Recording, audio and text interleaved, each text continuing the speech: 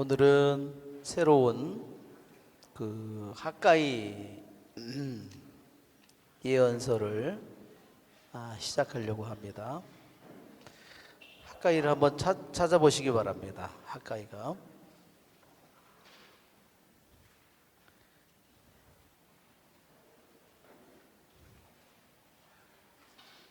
학가이는 거의 신약 성경에 가까운 부분입니다. 구약 성경의 거의 끝부분입니다.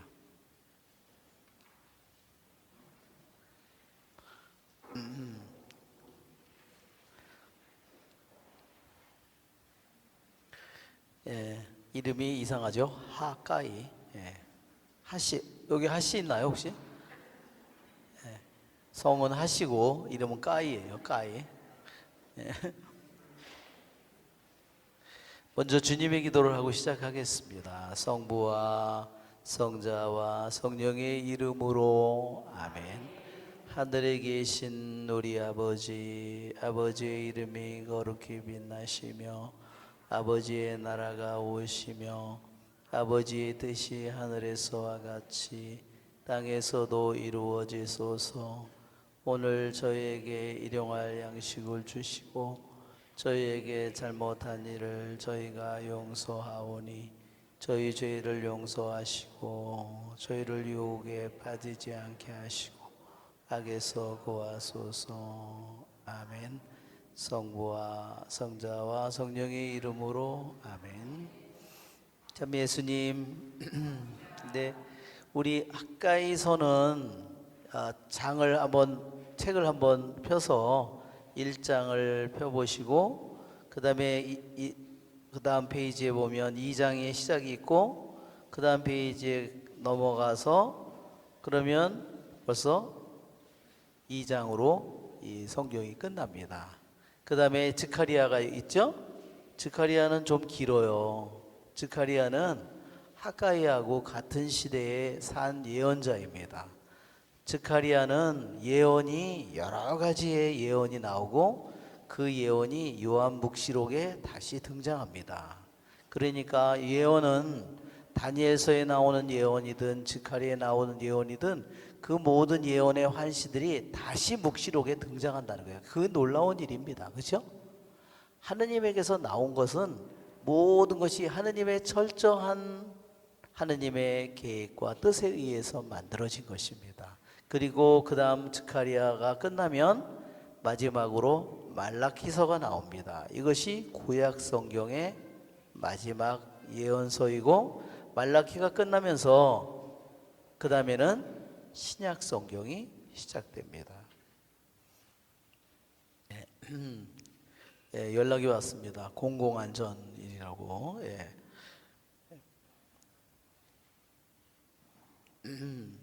그래서 학가이 예언서는 거의 아주 짧은 예언서이지만 첫째로 보면 스가랴하고 동시대를 살았던 예언자입니다. 즉 학가이는요 3개월 동안에 일어난 일을 기록하고 있어요. 그런데 스가랴는 3년 동안에 일어난 것을 다루고 있습니다. 같은 시대예요. 우리가 먼저 짧으니까 한번 먼저 읽어보고 시작할까요? 자, 학가이 예언서를 1장 1절부터 시작합시다. 다리우스 임금 제2년 여섯째 달 초하룻날 주님의 말씀이 학가이 예언자를 통하여 스알티엘의 아들 주룹바벨 유다 총독과 여호차닥의 아들 예수와 대사제에게 내렸다. 만군의 주님께서 이렇게 말씀하신다. 이 백성은 주님의 집을 지을 때가 되지 않았다고 말한다. 주님의 말씀이 학가이 예언자를 통하여 내렸다. 주님의 집이 무너져 있는데 너희가 지금 판벽으로 된 집에서 살 때냐? 만군의 주님께서 이렇게 말씀하신다. 너희가 살아온 길을 돌이켜 보아라. 씨앗을 많이 뿌려도 얼마 거두지 못하고 먹어도 배부르지 않으며 마셔도 만족하지 못하고 입어도 따뜻하지 않으며 품팔이꾼이 품삯을 받아도 구멍난 주머니에 넣는 꼴이다. 만군의 주님께서 이렇게 말씀하신다. 너희가 살아온 길을 돌이켜 보아라. 너희는 산에 올라가서 나무를 가져다가 집을 지어라. 그러면 나는 그 집을 기꺼이 여기고 그곳으로 영광을 받으리라. 주님께서 말씀하신다. 너희는 많이 거두기를 바랬지만 얼마 거두지 못하고 집으로 거두어 들인 곳조차 내가 날려버렸다. 무슨 까닭이냐? 만군의 주님의 말씀이다. 내 집이 무너져 있는데도 너희가 저마다 제 집 돌보는 데에만 바빴기 때문이다. 그러므로 하늘은 너희에게 이슬을 내리지 않고 땅은 제 소출을 내주지 않았다. 나는 땅에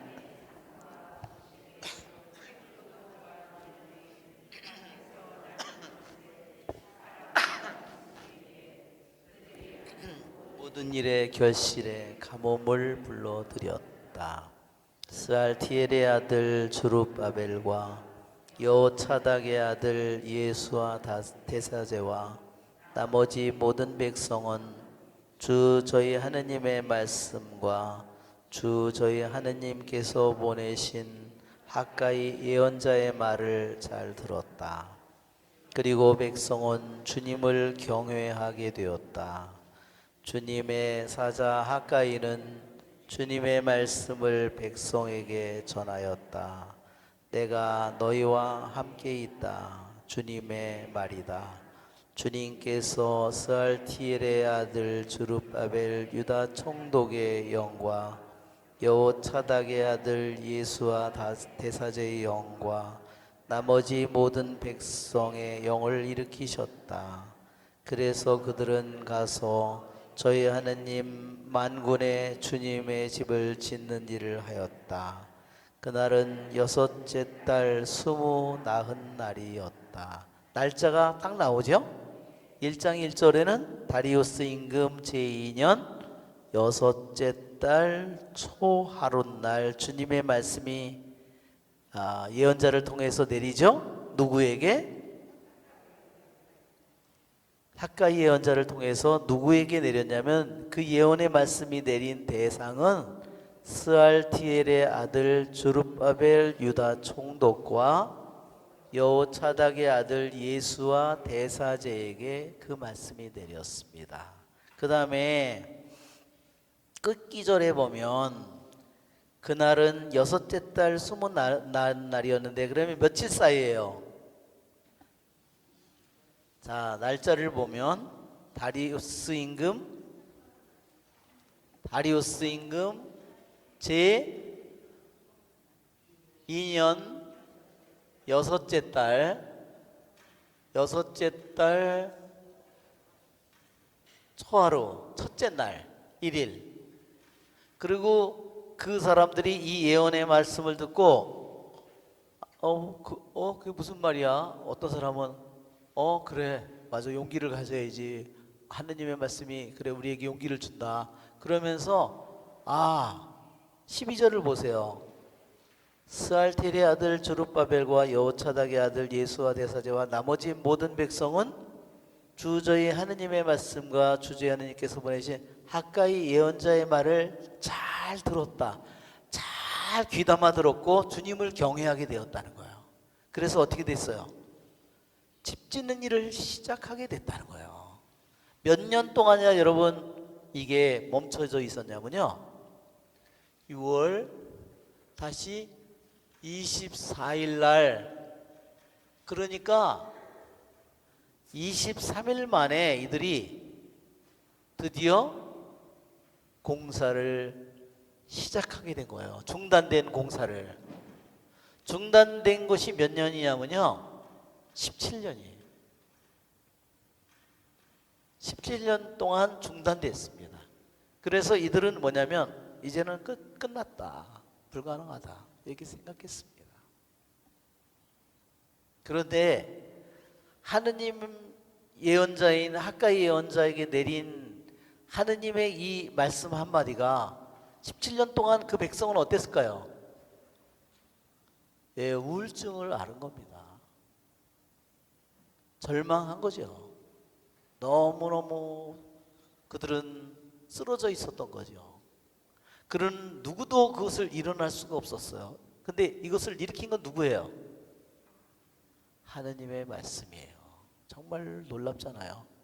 여러분, 우리들의 영혼이 쓰러져 있을 때 내가 모든 일에 실망을 느끼고 우울증을 느끼고 내가 우리에게 심리치료가 나를 일으키겠어요?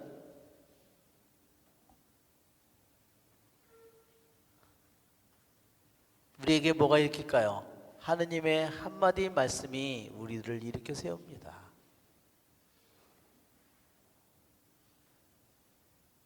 저는 학가이 이 예언서를 그 전에 읽고 너무너무 감동을 받았습니다.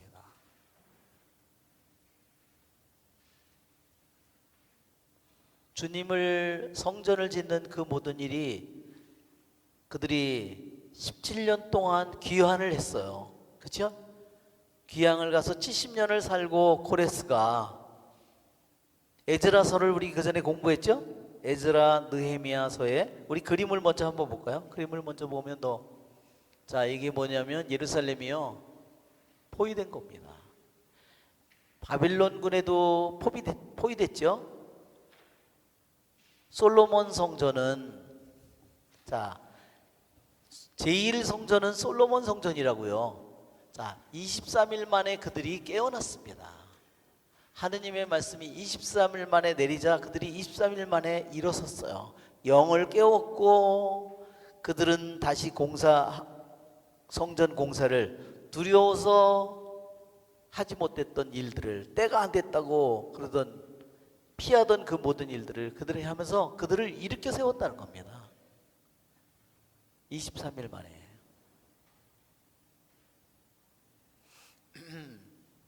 첫째 성전을 솔로몬 성전이라고 이스라엘 역사 속에서는 솔로몬 성전이라고 그러는데 이거를 제1성전이라고 그러죠. 솔로몬 성전. 언제쯤 세워졌나요? 누가 지었죠? 솔로몬 왕 때 지어졌죠. 약 BC 940년경 이때쯤 이 성전이 지어졌어요. 그러면 그 다음에 이 성전이 언제 무너졌죠? BC 940년에서 이것이 완전히 무너진 것은 587년 내지 586년이에요. BC. 그런데 두 번째 이거를 그래서 제1성전이라고 부르고요. 제2성전을 무슨 성전이라고 그러냐면 이것을 주룹바벨 성전이라고 부릅니다. 이것이 언제 완공됐느냐? BC 515년에 완공됐습니다. 자, 고레스가 바빌론의 왕이 돼서 바빌론을 멸망시키고 페르시아의 왕이 된 해에 칙령을 내려서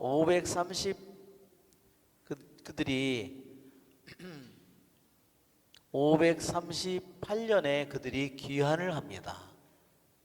고레스 칙령이에요, 이게. 그러면서 그들이 귀환을 하죠. 우리 시편에 나와죠. 그때 우리 입은 웃음이 가득하고 혀에 노랫가락 넘쳤나이다. 그렇죠? 순례 시편이 뭐냐면요. 거기에서 바빌론에서 그들이 돌아오는 귀향, 페르시아의 고레스 왕의 이 칙령에 의해서 그들이 돌아오면서 그들이 기뻐하는 그 기쁨을 생각해 보세요. 몇 년을 기다렸어요? 70년을.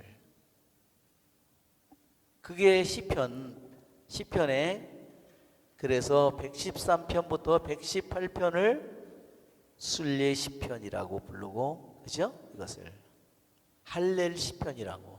그게 돌아오는 어떻게 해요? 순례를 떠날 적에 우리 발은 이미 어디 서 있어요? 주님 문 앞에 이미 서 있어요. 마음이 그렇잖아요. 우리 성지순례 가면 여기서 비행기 타고 하루 이틀 가야 되는데 이미 마음은 어디가 있어요? 예루살렘에 이미 가 있잖아요. 거기 우리는 신앙인이기 때문에 그렇습니다. 그렇죠? 우리도 죽을 때 우리 마음은 어디가 있을까요? 하늘에 이미 가 있겠죠. 이미 하늘에 가 있는 겁니다. 그것이 우리들의 그 믿음입니다. 이렇지만 돌아와서 그 다음에 그들이 성전을 바로 시작했겠지만 그들은 이것이 이 성전을 짓는 일이 멈추게 됩니다. 그래서 여기에 보면 이것이 500 다시 이 일을 시작하기 이전까지 17년 동안 약 520년까지 이것이 뭘 놨냐면요, 기초를 놨어요. 제단도 만들었어요. 매일 제사를 시작했어요. 타미드 제사를 아침 번제, 오후 번제. 이 타미드 제사라고 그랬죠? 네. 타미드 제사는 어떤 제사라고 그랬어요? 끊임없이 바쳐지는 제사라고 그랬어요. 하루 종일 끊이지 않고 그 번제의 향기와 연기가 끊임없이 하늘로 올라가는 게 타미드 제사입니다. 우리들의 기도가 타미드 제사가 되어야 됩니다.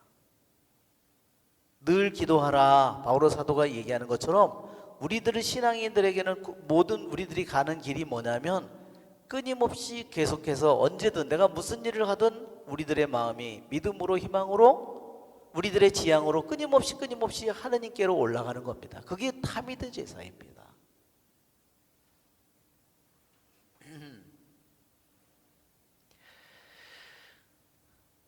자, 이 성전을 두룹바벨 성전을 다시 그들이 이제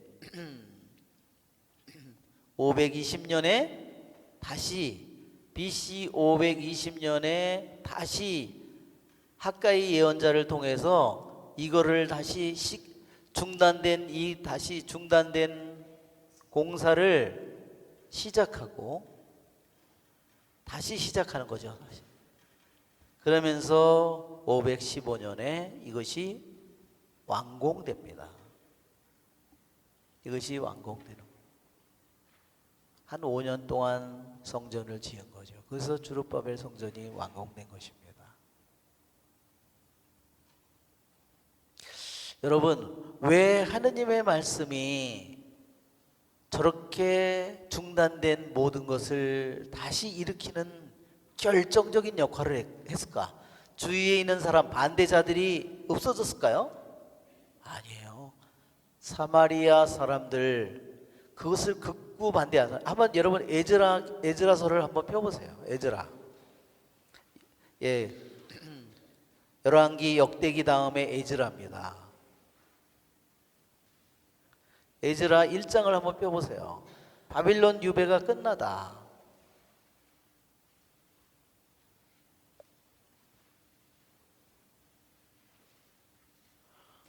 891쪽이네요. 페르시아 임금 1장 1절이 바빌론 유배가 끝나다. 페르시아 임금 키루스 제1년. 그게 뭐냐면 BC 538년이에요. 주님께서 예레미야 입을 통하여 하신 말씀을 이루시려고 페르시아 임금 키루스의 마음을 움직였다. 너희는 말하자면 예레미야 예언자가 뭐라고 말하죠? 밀린 안식년 70년을 끝내면 너희가 다시 너의 땅으로 되돌아가게 하겠다. 그렇게 말씀하셨습니다. 우리 열왕기의 끝을 보면 열왕기의 끝에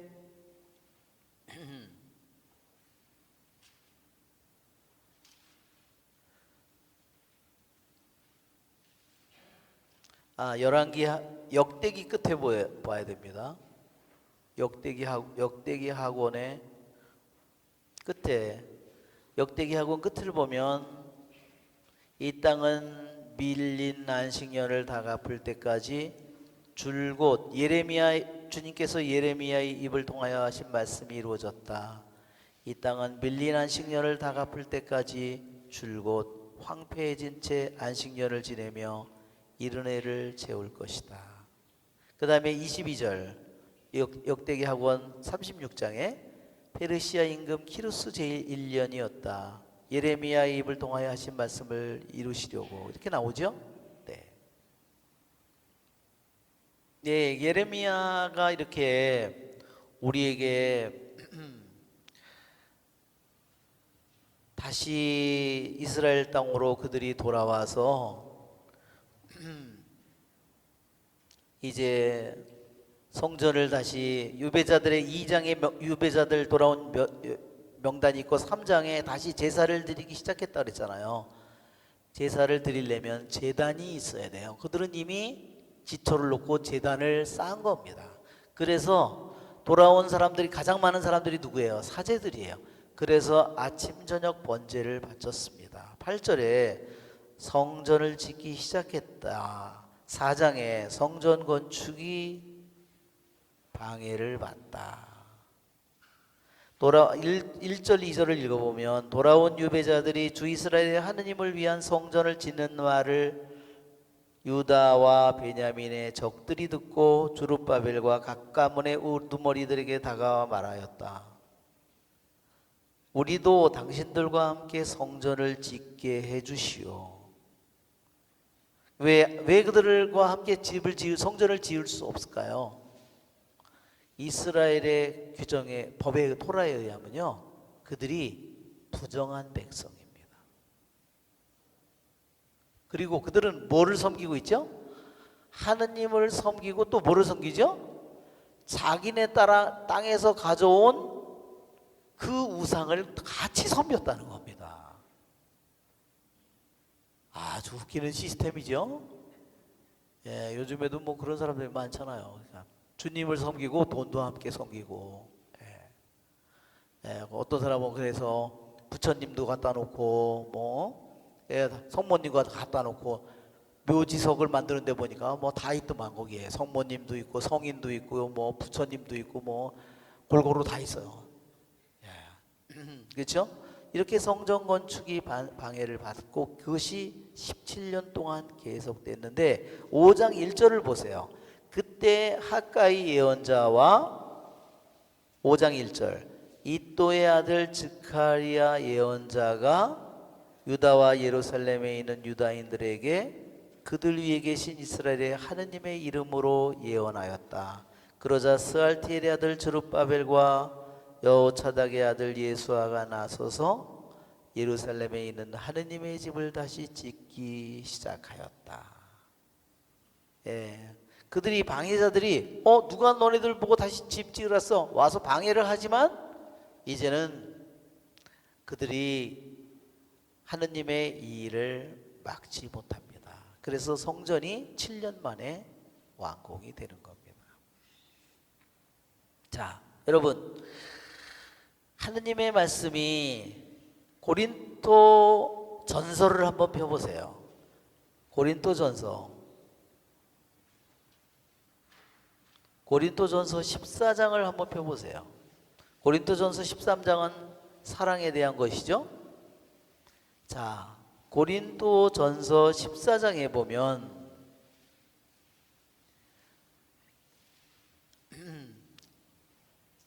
자, 3절을 한번 우리 같이 읽어봅시다. 그러나 예언하는 이는 사람들을 성장하게 하고 격려하고 위로하는 말을 합니다. 신령한 언어로 말하는 이는 자기를 성장하게 하지만 예언하는 이는 교회를 성장하게 합니다. 예, 여기는 성장하게 한다고 표현을 우리 번역을 했지만 이것은 뭐냐면 교회를 건설합니다. 입니다. 교회를 짓습니다.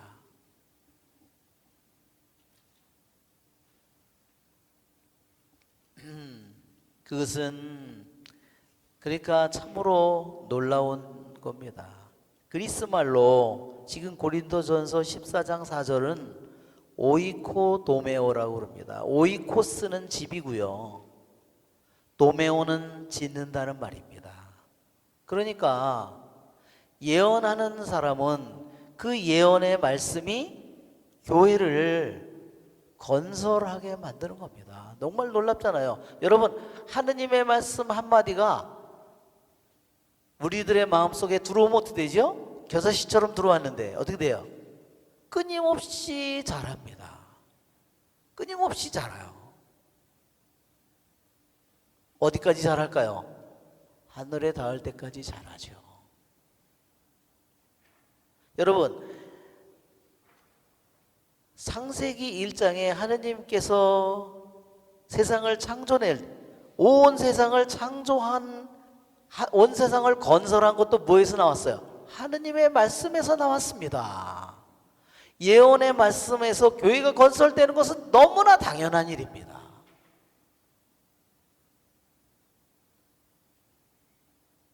여러분, 왜 우리들이 하느님의 말씀을 소중하게 여겨야 되느냐?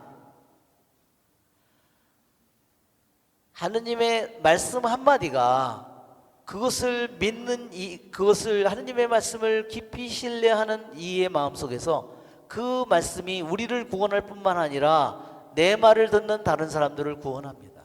다른 거로 구원이 될까요? 저는 안 됩니다. 생각이 안 바뀝니다. 우리 오늘 볼드윈의 캔터베리의 그 우리 주교님이 그런 말을 했어요. 그것은 장사의 화살처럼, 하느님의 말씀은 살아있고 힘이 있다고 그랬는데 그 하느님의 말씀은 장사의 화살처럼 우리들의 가장 깊은 곳을 뚫고 들어가서 어떻게 하죠? 새로이 우리를 만들어내는 겁니다. 아멘? 예. 그러니까 하느님의 말씀을 우리들이 머리로다가 이해하면 안 돼요. 하느님의 말씀 앞에 굴복해야 돼요. 하느님의 말씀 앞에 무릎을 꿇어야 됩니다. 우리 지난번에 시리아에 이사학 교부 했었죠? 이 이사학 교부가 이런 말을 했어요. 제가 이번에 대청을 가면서 이 책을 제가 다 읽었습니다. 그래가지고 제가 이걸 다 읽고 나니까 마음이 뭐에 취한 것 같았어요. 술에 취한 것 마냥 지금도 그렇게 너무 이렇게 행복해가지고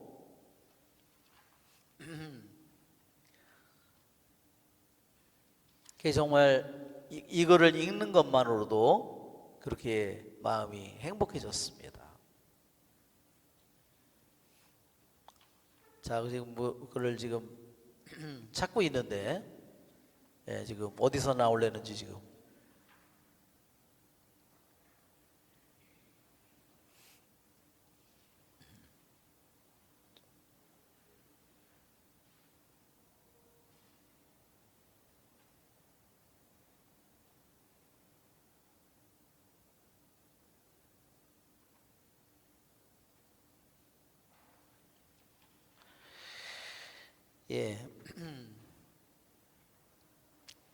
우리 이사학 교부가 이런 말을 했습니다. 성경을 읽는 것은 기도를 낳는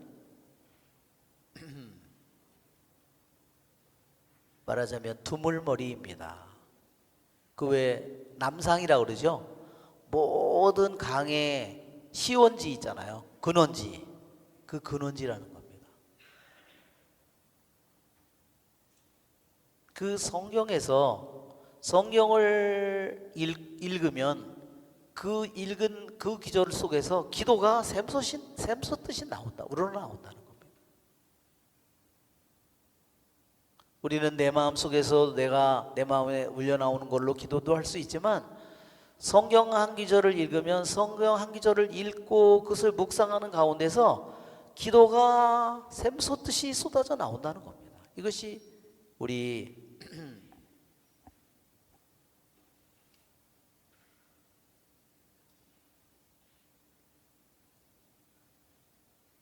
그래서 이 성경의 말씀이라고 하는 것은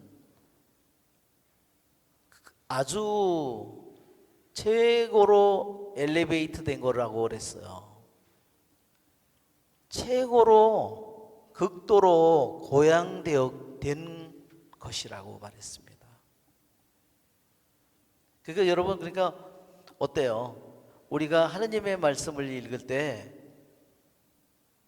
이 세상 어떤 것보다도 가장 높이 올려진 어떤 것을 우리들이 마주하고 있는 거잖아요. 그렇죠? 그러 하느님의 말씀은 신비로 가득 차 있는데 그걸 내 인간의 지성으로 다 이해력으로 이해하려고 한다고 생각해 보세요. 그 하느님의 신비로 가득 찬 그 말씀이 우리에게 당신의 모습을 드러낼까요? 그렇기 때문에 무릎을 꿇어야 된다는 겁니다. 무릎을 꿇고 하느님의 말씀을 읽고 하느님의 말씀을 이해할 수 있도록 은총을 청해야 된다는 겁니다. 무슨 말인지 아시겠죠?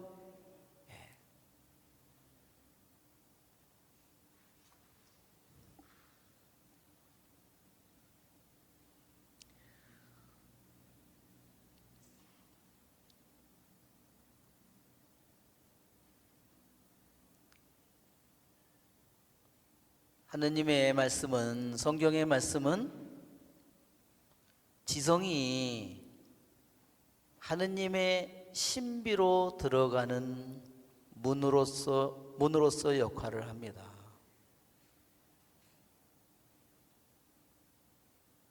그리고 기도회에서 조명을 얻도록 기도에서 이제 기도를 하면서 점점 우리들이 기도를 통해서 조명을 받는 때가 오는데 그런 때가 오도록 힘을 주는 것도 하느님의 말씀이라고 했습니다.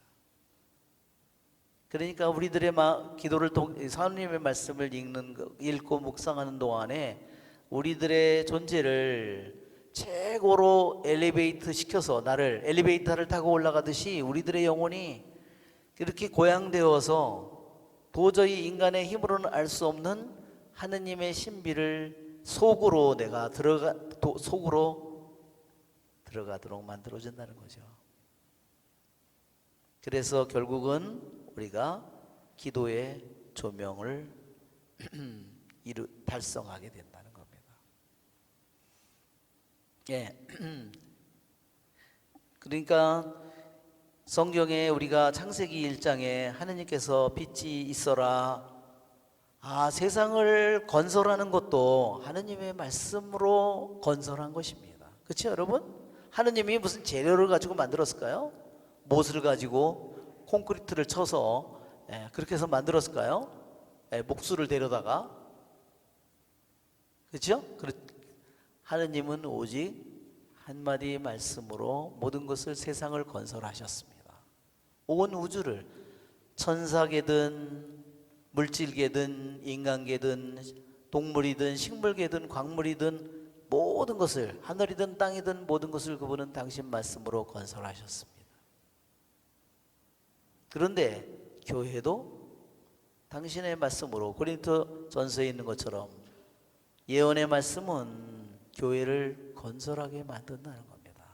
여러분 우리가 저도 이게 치유기도를 우리 성령기도회에서 치유기도를 한 달에 한 번 하는데 그 한마디 말씀이 어때요? 그 하느님께서 우리에게 주시는 한마디 말씀이 그의 영혼을 똑바로 서도록 만들어줍니다. 병이 있으면 그 병에서 치유되도록 만들어줍니다. 그의 영혼이 삐뚤어져 있으면 삐뚤어진 것을 바로잡도록 만들어줍니다. 그를 허술하게 듣고 다른 말을 찾으면 어떻게 될까요? 그것은 길이 없습니다. 하느님이 주신 말을 바꾸려고 하면 길이 없어요. 그건 길이 없습니다. 정말 하느님의 말씀은 너무너무나 놀라운 것입니다. 그렇죠, 여러분? 예. 그러니까 여기 예언의 말씀으로 학가의 예언자를 통해서 내린 주님의 말씀으로 성전이 건설된다는 이 사실은 정말로 우리들을 마음을 기쁘게 합니다. 그렇죠, 여러분? 네. 자, 우리 그림을 아직도 안 봤네요, 이때까지.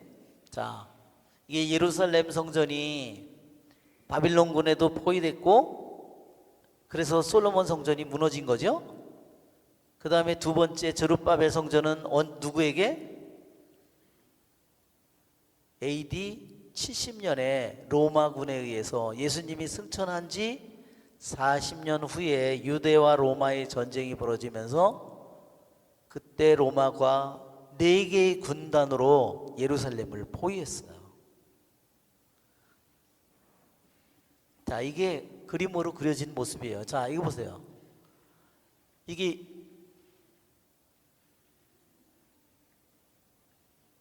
여기에 보면 골짜구니가 이렇게 강물처럼 그려져 있죠. 여기에 보면 예루살렘에 여기에 있고, 이거를 완전히 군대가 둘러싼 모습이에요.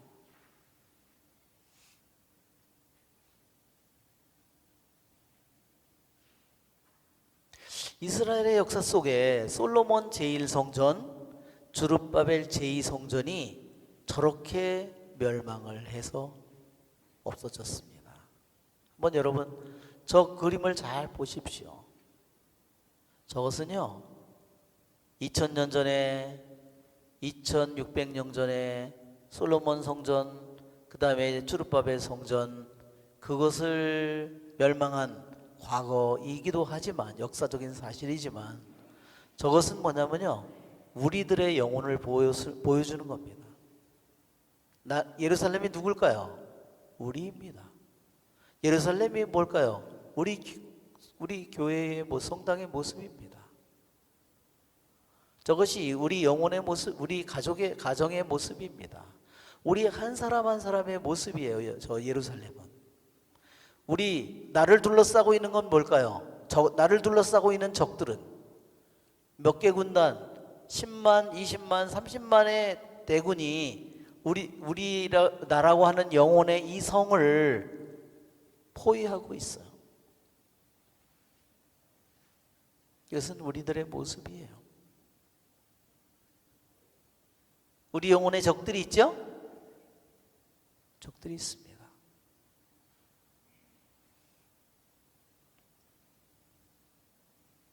우리들이 싸워서 이길 수 있는 것은 뭔가요? 우리 영혼의 적을 싸워서 이길 수 있는 것은 내 힘인가요? 나는 싸워서 지면 내가 뭐를 잃어버리냐면, 내가 주님을 잃어버릴 때 나는 내 전쟁에서 나를 잃어버리는 겁니다. 저 성전에 모셔져 있는 건 뭐예요? 그것은 바로 저 성전의 가장 중요한 것은 하느님의 집이죠. 하코데시입니다. 코데시, 말하자면 거룩한 것입니다. 거룩하고 거룩한 것, 바로 하느님이에요. 그 하느님을 잃어버리는 순간에 저 성전은 적에게 점령당하고 폐허가 되는 겁니다.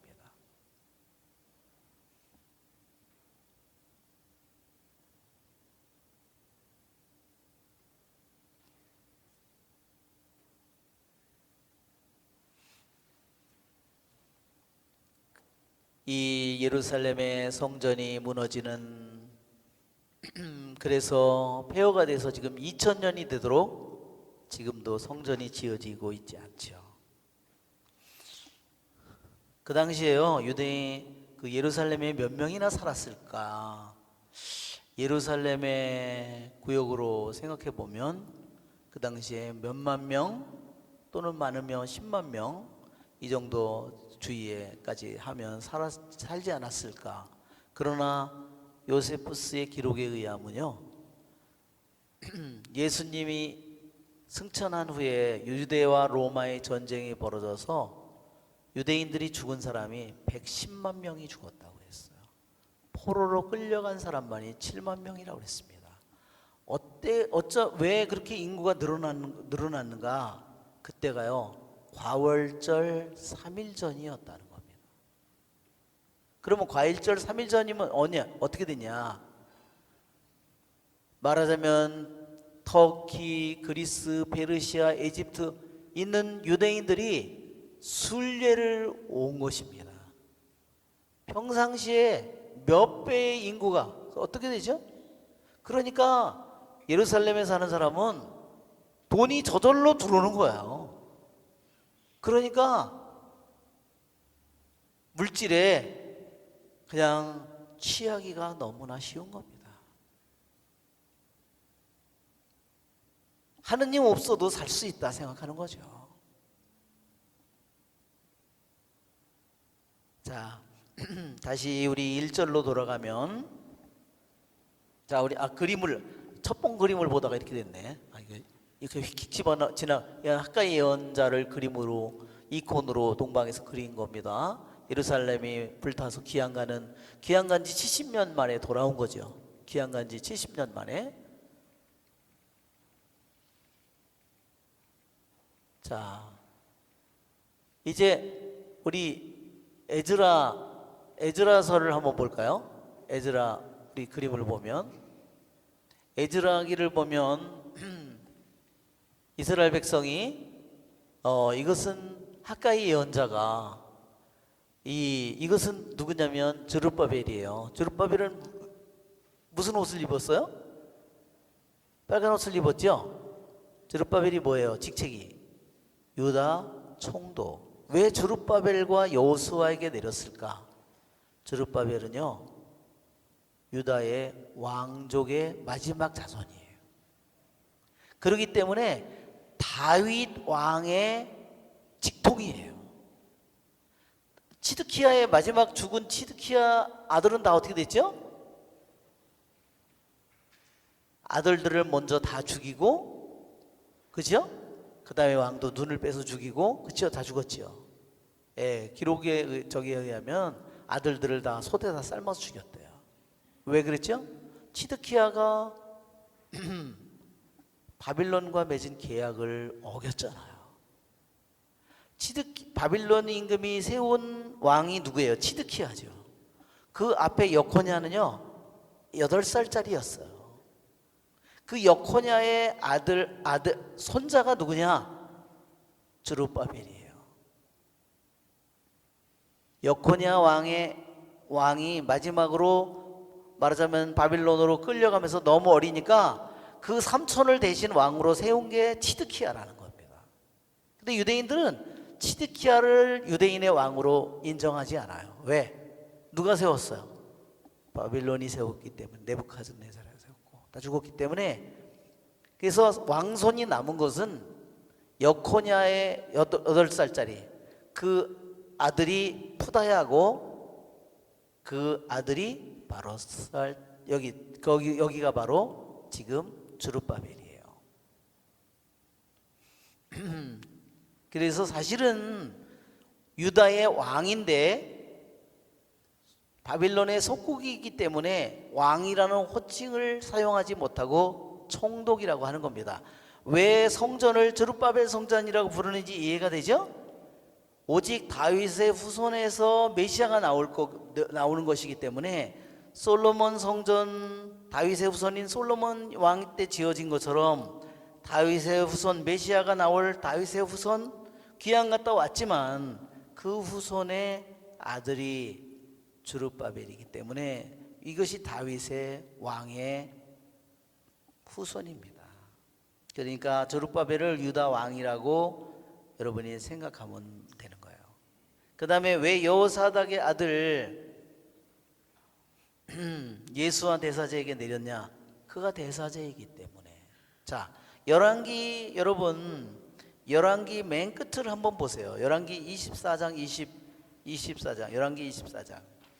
자, 이 열왕기 학원의 24장이니까 이것은 멸망하는 유다 왕국이 완전히 멸망하는 이야기입니다. 열왕기 학원의 맨 마지막 25장 24장 먼저 보세요. 24장 8절을 보면 유다인들의 첫 번째 바빌론 유배, 그렇죠? 유다인들이 첫 번째로 바빌론 유배를 간 거는요 저기 8절을 보세요. 여호야킨은 18살의 임금이 되어 예루살렘에서 석 달 동안 다스렸다. 그때 그 다음에 10절은 바빌론 임금 느부갓네살의 부하들이 예루살렘으로 올라와 도성을 포위하였다. 여기에서 그들이 끌고 갑니다. 여기 보면 여기에 끌려가는데 여호야킨은 12절에 자기 어머니와 신하들 대신들과 내시들과 함께 바빌론 임금에게 항복하였다. 그래서 그들이 15절에 여호야킨을 모후와 왕비들 내시들과 나라의 고관들 함께 바빌론으로 끌고 간 겁니다. 그 다음에 25장을 보면 열왕기 하권 25장에 18절에 보면 친위 대장은 스라야 수석사제, 이 스라야 수석사제 말하자면 이 사제의 손자가 누구냐? 이것이 예수와 대사제입니다. 그러니까 열왕기의 24장 25장에 왕이 끌려가잖아요. 여호야킨이 끌려가잖아요. 그로써 끝났죠. 그 다음에 대신 삼촌을 세웠잖아요. 시드키야를. 거기는 다 죽었어요. 왕도 죽었고 자식들도 모조리 다 죽여버렸어요. 왕자들도 하나도 남지 않았어요. 이제 여호야킨, 그 위에 어린 여호야킨의 왕에 또 거기 자식만 남은 거예요. 그러니까 이제 거기서 딱 끝난 거죠. 유대의 왕의 역사가 끝난 거죠. 단절된 거죠. 그 다음에 사제들도 이제 끝난 거죠. 그러면 여기서 뭐냐면 왜 그들에게 스룹바벨과 예수와 대사제에게 내리냐? 다시 갑자기 그들이 돌아와서 아무나 유다의 왕이 된 거고 유다의 대사제가 된 게 아니라 끌려갔던 그 대사제, 끌려갔던 왕의 적통 후손이 바로 왕과 대사제로 다시 돌아왔음을 우리들에게 보여주고 그들이 계속해서 이스라엘의 역사가 이어지는 것을 보여주는 것입니다. 왜 그런지 아시겠죠? 스룹바벨 총독과 예수와 대사제에게 왜 내렸는지, 바로 다윗의 후손 하느님의 약속이 계속되는 겁니다. 그리고 유다의 그러한 제사가 사제직이 계속해서 이어지도록 하는 것입니다. 여기에 그래서 스룹바벨 총독과 예수와 대사제에게 하느님의 말씀이 내리는 것입니다. 그러니까 바로 이제 끊어진 다윗의 후손 메시아 왕권이 다시 회복되고 그리고 이스라엘의 사제직이 다시 회복된다는 것을 이 기절이 보여주는 겁니다. 자, 여기에 보면 다리우스 임금 제2년, 다리우스는 BC 521년에서 486년까지 통치했다고 알려져 있습니다. 그래서 다리우스 임금 제2년은 몇 년이냐면 바로 BC 520년입니다. 여섯째 달 초하루라고 했습니다. 이것은 유대인들의 달력 계산으로 그렇습니다. 그래서 여섯째 달, 이것은 유대인 달력으로는요 엘룰월입니다. 엘룰.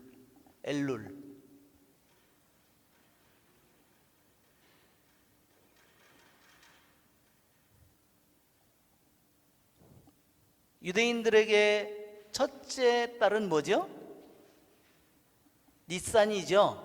니산달이 실제로는 첫째 달이라고 하면 우리들은 1월이라고 생각하지만요, 유대인들이 하느님께서 이 달을 한 해의 첫 달로 삼아라, 전례상으로 이것을 첫 달로 삼아라. 너희들이 에집트에서 노예살이에서 해방된 이 탈출하는 이 시간을 너의 삶의 첫 달로 삼아라. 그것은 바로 이스라엘의 삶에 너무나 중요한 순간이기 때문에 첫 달로 삼으라고 했는데, 오늘날 우리들이 사는 때로는 그게 몇 월 달이냐면요, 3월 말입니다. 그래서 부활이 3월 말이나 4월 초에 맨날 오는 겁니다. 과월절이 바로 우리들에게 부활절이잖아요. 자, 6월 1일인데, 그런데 이 말은 뭐냐면요, 엘룰월 초하룻 날이에요. 이게 초하룻 날은 뭐냐면요,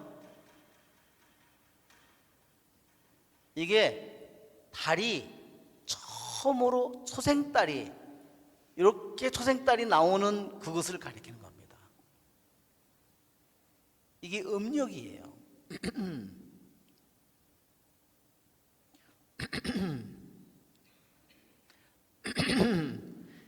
유대인들에게요, 초하룻 날은 굉장히 중요해요. 우리들도 매달, 내일이 10월의 마지막이죠? 10월의 마지막 날이고 마지막 밤이에요.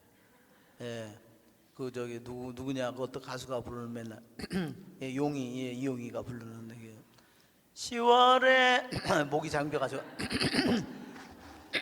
잘하려고 그랬는데 목이 잠겨가지고 잘 안 나오네요. 하여튼 초하룻 날은 유대인들에게요, 너무너무나 중요한 의미를 가졌습니다. 유대인들은 첫 달도 주님께서 중요하게 여긴 매달의 첫날을요, 뭐라고 부르냐면 로시. 한 해의 첫 달을, 유대인의 축제 중에요, 로시 하샤나가 있어요. 그것은 뭐냐면 한 해의 머리란 뜻입니다. 로시가 머리예요. 로시. 한 해의 첫날, 첫 달. 그런데 첫날, 한 달의 첫날은 뭐냐면 로시 코데시예요. 코데시. 자, 이것은 한 달의 머리라는 뜻이에요. 한 달의 머리. 초하룻 날을 유대인들 그런 뜻, 그렇게 부릅니다. 한 달의 머리. 매달의 머리가 있다는 거예요. 그러면 뭘로 우리는 알아요? 초생달로. 그래서 이렇게 달이요, 이쪽으로 커집니다. 항상 이렇게 해가지고 점점 배가 부르다가 여기다가 보름달이 되고, 그 다음에 보름달에서 줄을 때는요, 여기서부터 깎아 먹어요. 그죠? 이렇게 해서부터 점점 찌그러들어서 나중에는 저기서는 반달이 이렇게 됐다가 이게 점점 커지는데, 여기는 반달이 이렇게 돼 있어요. 아니, 반대로 이렇게 되다가 점점 그 다음에 이것이 점점 깎아 먹다가 그 다음에 이제 없어지죠. 근데 유대인들에게 첫 달이 점점 커져가고 줄어들면 점점 작아지면요, 그 다음에 다시 태어나는 것을 의미하는 겁니다. 이것이 죽음과 부활을 의미하는 겁니다. 그래서 이 유대인들에게 이 날이, 초하는 날이 아주 중요한 날이고, 유대인들은요, 이 날을 갖다가 특별히 뭐라 하냐면, 첫날 뭐라고 말하냐면 좋은 날이 되십시오, 이렇게 얘기한다는 겁니다. 우리가 오늘날 뭐라 하잖아요? 좋은 하루 되세요, 좋은 날 되세요, 이렇게 얘기하죠. 유대인들이 매달 첫날에 좋은 날이 되십시오, 그렇게 축복을 빌어준다는 겁니다. 좋은 날이 되십시오. 그리고 그날을, 초하룻 날은요, 제물도 추가되는 특별한 제물을 바치고요, 기도도 추가되는 특별 기도를 바치고, 그 다음에 여자들은, 특히 여자들이 좋아하는 날인데요, 초하룻 날이, 우리 시편에 그랬죠. 초승의 한 보름에, 그렇죠? 그렇게 축제를 열라는 그런 시편의 말씀이 있는데 그 초승해가 초하룻 날을 가리킵니다. 특히 여자들이 초하룻 날 1년에 매달 음력의 초하룻 날을 12번을 굉장히 기다리는데요. 뭐냐면요, 여자가 허드렛 일을 하나도 안 한답니다. 설거지, 뭐 청소, 뭐 빨래, 뭐 이따 이거 아무것도 안 한대요. 그날은 뭐 할까요?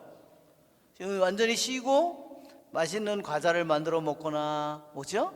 그 다음에 같이 뭐 노래를 하거나 찬미를 하거나 기도를 하거나. 그래서 그가 얼마나 여자들이 그날을 기다리겠어요. 그렇죠?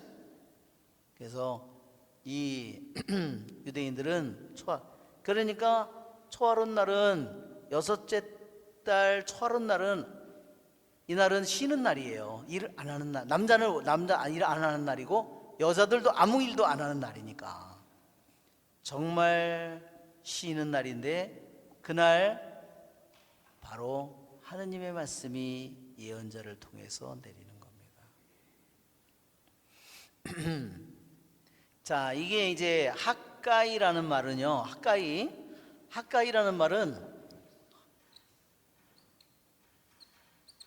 이것은 이름의 뜻은요, 이는 나의이고요, 이거 학은 축일 이런 뜻입니다. 나의 축일 이런 뜻이에요.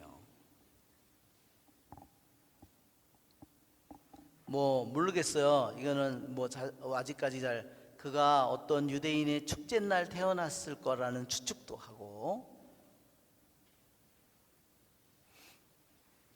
하여튼 이 학가이는 538년에 귀향을, 이 그림 보다가 이걸로 가가지고 이렇게 해가지고 말하자면 바빌론으로 귀향을 갔잖아요. 바빌론으로 네부갓네살에게 끌려서 귀향을 가서 이 티그리스 강과 유프라데스 강 이 바빌론에서 살다가 다시 그들이 고레스의 칙령에 의해서 이쪽에 수사에 있던 사람들도 이쪽에 모였고, 엑바타나에 있던 사람들도 모였겠죠. 이쪽으로 모여서 그들이 다시 이렇게 왔는데, 그때 온 길이요, 이 길입니다. 알레포까지 가서 다시 아래로 내려오는 길이에요. 이게 더 먼 길입니다. 왜 그러냐면, 잘 보세요. 이 사람들이 강가를 따라서 이동했구나. 물이 없으면 가축이고 뭐이고 다 죽는 거예요, 가족이. 그러니까 그들이 얼마나 조심스럽게, 그들이 왜 적들의 공격을 받아서 다 죽을 수가 있으니까, 자기들의 적들이 많잖아요. 그래서 물길을 따라서 계속해서 그들이 이동해서 온 겁니다. 잘 보세요. 와, 아브라함이 하느님의 부르심을 받고 칼데아 우르에서요 온 길하고 너무 똑같은 길이에요. 너무 기가 막히잖아요. 하느님이 처음에 아브라함을 불러서 당신의 일을 시작했는데, 그 믿음의 백성이 하느님께 죄를 짓고 무슨 상태가 되냐면, 다시 아브라함이 부르심을 받기 이전에 우상들의 땅으로 다시 끌려가서 거기서 포로살이를 70년을 했다는 거예요. 한번 생각해 보세요. 와, 세상에 소름 끼치는구나. 아브라함 한 사람을 데려다 놓은 게 아니라 아브라함에서 태어난 이스라엘 백성 전체가, 가장 중요한 사람들이 다시 칼데아 우르 지방으로 끌려간 거나 마찬가지입니다. 세상에 소름 끼치죠? 그들이 다시 하느님의, 어떻게 적국에서 자기들의 노예들과 사람들을 어떻게 해방을 시켜서 보내요? 사실상 불가능한 일이죠. 그래서 다시 그들이 여기가 칼데아 우르가 어디예요? 여기예요. 여기 이렇게 해서 어디로 들어가죠? 이렇게 해서 바로 여기에 페르시아만으로 들어가는 겁니다. 여기서 흘러내려온 물이요, 여기서 발원지예요. 흘러서 이렇게 들어가고, 여기서 다 흘러서 페르시아만으로 들어가기 직전에가 뭐가 있냐면 칼데아 우르가 있는 겁니다. 그러니까 이들이 이 길을 갔으니까 다시 아브라함이 우상의 땅을 벗어나서 간 길로 다시 간 겁니다. 죄송합니다. 휴식 시간이 지났는데 얘기를 해주시지. 죄송합니다. 다시 우리 10분 쉬었다가 하겠습니다. 다시 시작하도록 하겠습니다.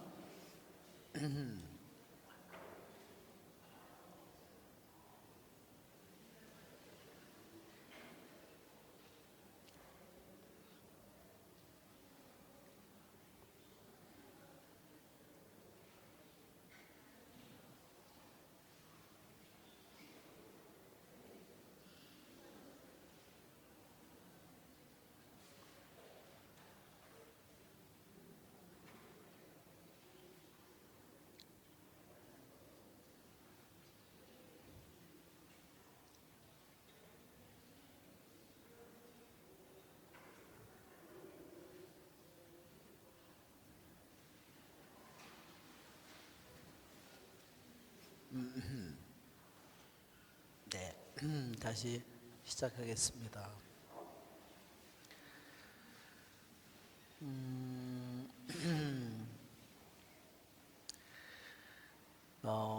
하가이 예언서는 예언서 중에서도 아주 후기 예언서입니다. 즉 후기 예언서는 특히 귀향을 갔다 온 이후에, 어떤 거는 이제 예루살렘이 멸망한다, 귀향 간다, 그러니까 정신 차려라, 회개하라, 그런 예언이 많았잖아요. 근데 귀향을 가 있는 동안에도 또 예언이 있었죠. 에제키엘 예언서라든지 뭐 예레미야 예언서도 귀향 가기 전에도 있었고 귀향 가 있을 때도 예언의 말씀이 주어졌습니다. 그런데 70년의 귀향살이를 끝내고 돌아온 이후의 예언서, 유배 이후에 돌아온 때의 예언서가 3개인데, 그 예언서가 스가랴서, 말라기서, 또 여기 있는 하가이서입니다. 그 다음에 이 하가이, 스가랴, 말라기 예언으로 이러면서 하느님의 예언의 말씀이 끊겨서요, 400년 동안 하느님의 예언의 말씀이 없었고 예언자가 이스라엘에 태어나지 않았습니다. 예수님이 오기 전까지. 그러니까 400년 만에 나타난 예언자가 누구냐면 세례자 요한이에요. 정말 놀랍죠? 네.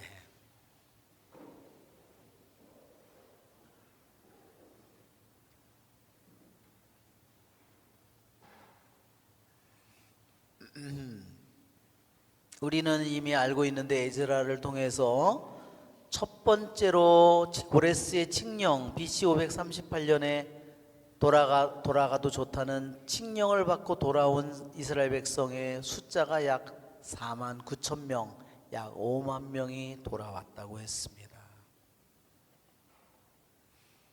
그렇지만 그들이 정말로 기뻐하면서 꿈을 가득 안고 돌아왔지만 자기네들을 기다리고 있는 어려움이 거기에 너무나 컸습니다.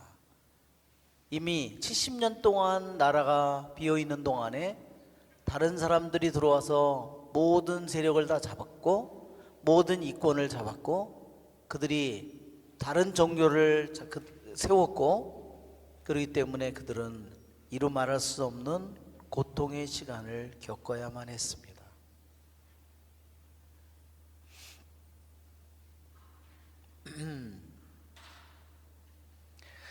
우리가 이스라엘 백성이 에집트를 탈출을 해서 약속의 땅에 오지만, 그들의 광야를 40년 동안을 가지만 광야를 거쳐갈 때 몸은 이미 에집트를 떠났지만 마음과 정신은 어디 있어? 마음과 정신은 아직도 에집트인 것처럼 그들이 유배살이를 하고 70년에 거기서 돌아왔지만 그들에게 또한 한편으로 많은 그들에게 또한 페르시아의 바빌론의 많은 생각이 그들에게 또 한편으로 있어요.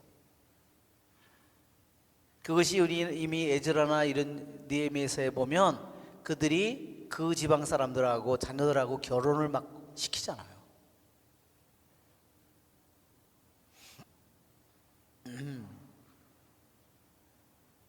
자, 이게 우리 그림을 보면 이게 기왕을 갖다가 70년 만에 고레스가 돌아가도 좋다.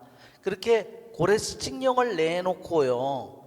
이 왕이 그 다음에 8년밖에 못 살았어요. 그러니까 8년 죽으니까 돌아온 지 성전을 짓기 시작한 지 얼마 되지 않아서 8년 만에 죽고 나니까 성전은 못 끝냈고, 그러니까 성전이 다른 사람들이 아주 반란의 도성이라고 계속 새 왕에게 고발을 해서 그들이 말하자면 그 성전이 중단된 거죠.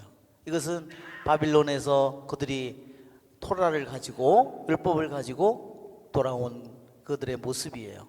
이 기초를 놓고, 기초가 놓였잖아요. 536년에 돌아온 다음 해에 놓았고, 그 다음에 이제 말하자면 번제가 타미드 제사가 맨날 계속됐죠.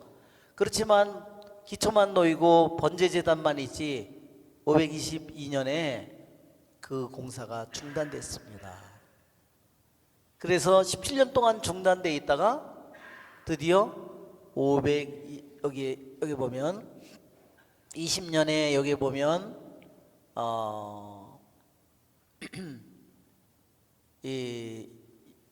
여기 지금 그 다시 시작 스가랴 예언자를 다시 시작해서 여기 한 5년 만에 515년에 여기 완공이 됩니다. 그러니까 여기 보면 522년에 여기 이게 중단시켰다는 것은 물론 이전에 이것이 중단돼 있었어요. 자, 여기서 그러니까 37년부터 522년이니까 약 15년이라고 되어 있죠. 근데 약 17년 동안 중단돼 있었답니다.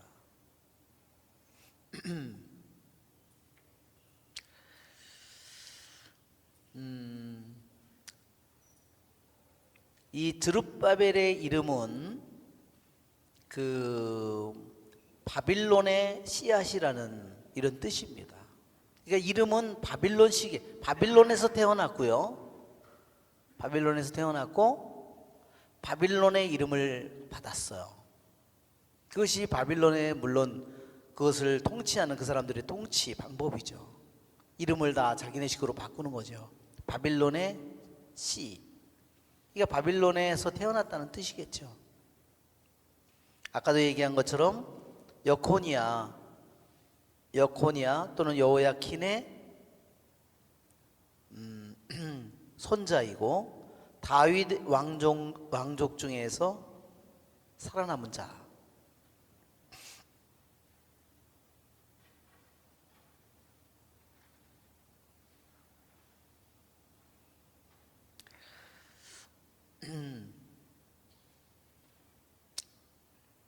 이 하가이서는요, 하느님께로부터 받은 4개의 예언의 말씀으로 이루어져 있어요. 총 4개의 예언이 있습니다. 지금 다리우스 임금 제2년 6째 달 초하루, 이것이 바로 첫 번째 하느님께로부터 받은 예언 말씀이에요. 이제 두 번째, 세 번째, 네 번째 예언의 말씀은 2장에 나옵니다.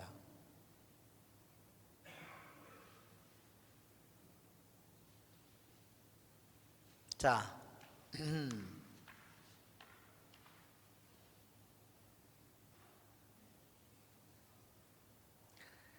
2절을 보면 만군의 주님께서 이렇게 말씀하신다. 이 백성은 주님의 집을 지을 때가 되지 않았다고 말한다. 우리도 그런 말 자주 하죠. 아직 때가 아닌 것 같아. 누가 영세를 받으라고 그랬는데도 말을 안 들어. 아직 때가 안 된 것 같아요. 그래서 우리들도 그렇게 자주 많이 말합니다.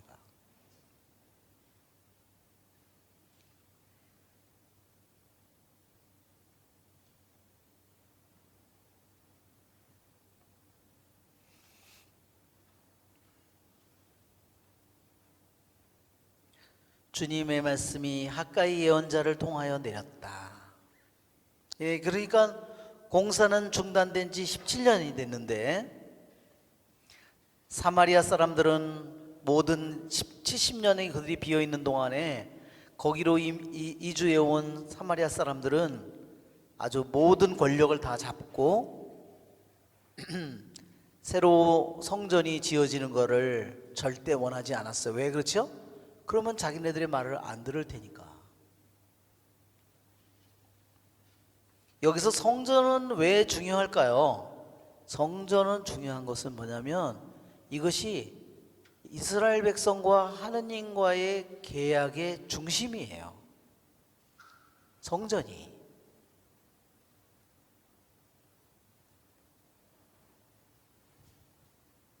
그래서 약속의 땅에 에집트로부터 탈출을 해서 약속의 땅으로 40년 동안 광야를 그들이 헤맬 때 그들의 진영의 항상 중심에는 뭐가 있어요? 만남의 장막이 있는 겁니다. 그 만남의 장막은 뭐죠? 하느님의 집이에요. 한마디로 하느님의 집. 살아계신 하느님의 집. 주님께서 뭐라 그랬죠? 계약의 궤에 속죄판 위에 내 발판이 놓이는 자리다.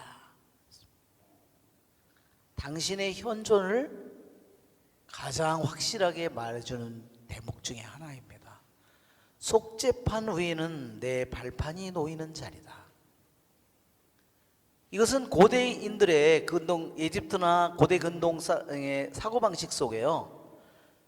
적을 점령하면요, 적의 임금이 점령한 왕의 발 밑에다가 머리를 갖다 밟는 거예요. 무슨 말인지 알겠죠? 그게 통치권을 의미하는 겁니다. 자기가 승리한 왕이면요, 패배한 왕의 머리를 발로 밟고 있는 겁니다. 그게 무슨 소리인지 알겠죠? 그분이 바로 모든 것을 다스리고 통치한다는 의미입니다. 하느님의 나라죠. 하느님의 통치, 하느님의 주권이죠.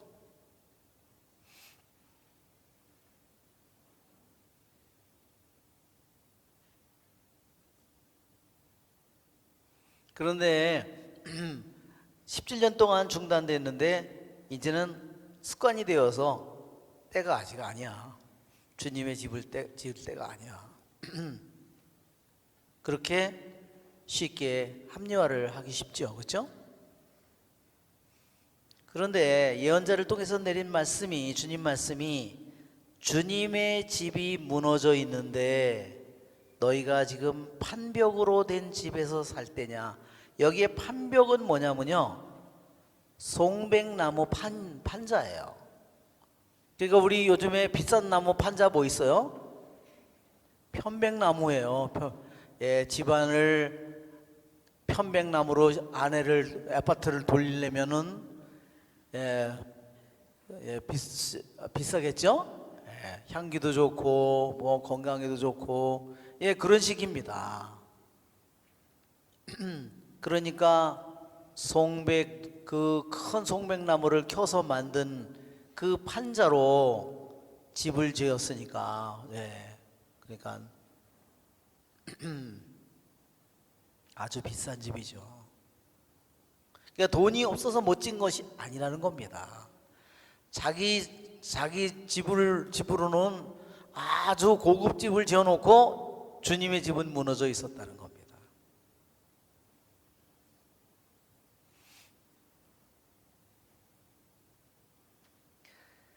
만군의 주님께서 이렇게 말씀하신다. 너희가 살아온 길을 돌이켜 보아라. 여기에 이 학가이서의 아주 중요한 귀절입니다. 너희가 살아온 길을 돌이켜 보아라. 이 귀절이요, 1장에 2번, 2장에 2번 나옵니다.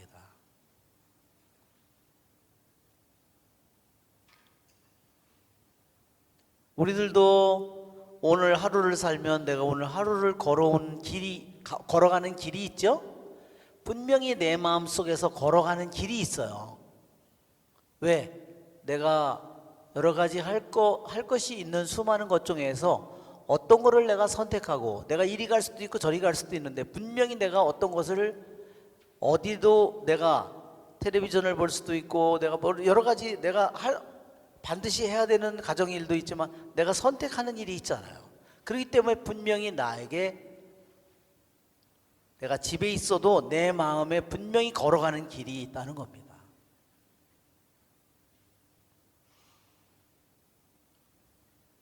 여기 돌이켜보아라라는 말은 히브리 말로는요 랩이라는 말을 사용했습니다. 랩은 뭐냐면요 마음이에요.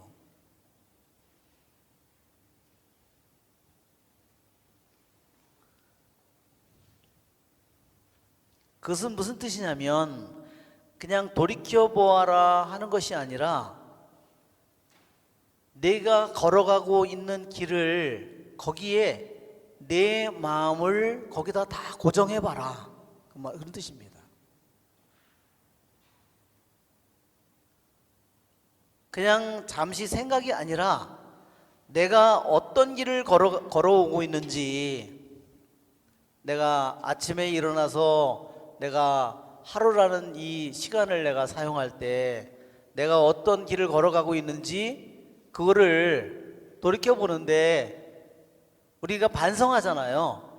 그런데 우리들도 지성이나 이런 걸 사용해서 반성하는데 여기선 내 마음을 거기다 정해봐라 그랬어요. Set your heart upon your ways 그랬어요.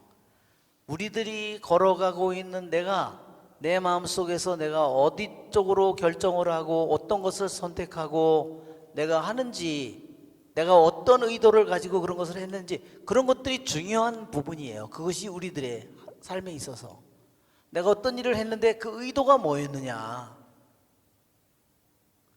왜 그걸 결정했느냐, 왜 그런 선택을 했느냐, 그러한 길을 내 마음을 거기다가 기울여라 그 말이에요. 내 마음을 거기에 기울여서 내가 걸어온 길을 세밀히 살펴보라는 거예요. 그건 내가 잘 내 마음을 기울이면 내 마음이 어디로 흘러가고 있는지가 보인다는 거죠. 그 길 속에 뭐가 있냐면 내 마음이 어디로 향해서 움직여 가는지, 내 마음이 그냥 헛되게 시간을 내가 그냥 뭐 하는 일도 없이 보니까 그냥 누구랑 전화가 와서 노당노당 뭐 흉도 보고 뭐 커피숍에 앉아서 뭐 하다 보니까 뭐 2시간 3시간이 지나갔네. 그렇죠? 우리들이 그러니까 그런 것을 내가 그 길을 통해서 내 마음이 어디로 움직여가는지를 내가 살펴보게 되는 겁니다. 그것이 우리 이 주님께서는 우리들의 그러한 마음이 움직이는 그 길을 보겠죠? 예, 내 마음이 움직이는 길을 의도만 있어도 주님께서는 아시니까. 그러니까 이 말이 중요한 말입니다. 너희가 살아온 길을 돌이켜보아라. 결국은 내 마음의 길이 어디 있느냐 하는 것을 우리에게 보도록 만들어주는 겁니다. 씨앗을 많이 뿌려도 얼마 거두지 못하고, 먹어도 배부르지 않으며, 마셔도 만족하지 못하고, 입어도 따뜻하지 않으며, 품팔이꾼이 품삯을 받아도 구멍난 주머니에 넣는 꼴이다.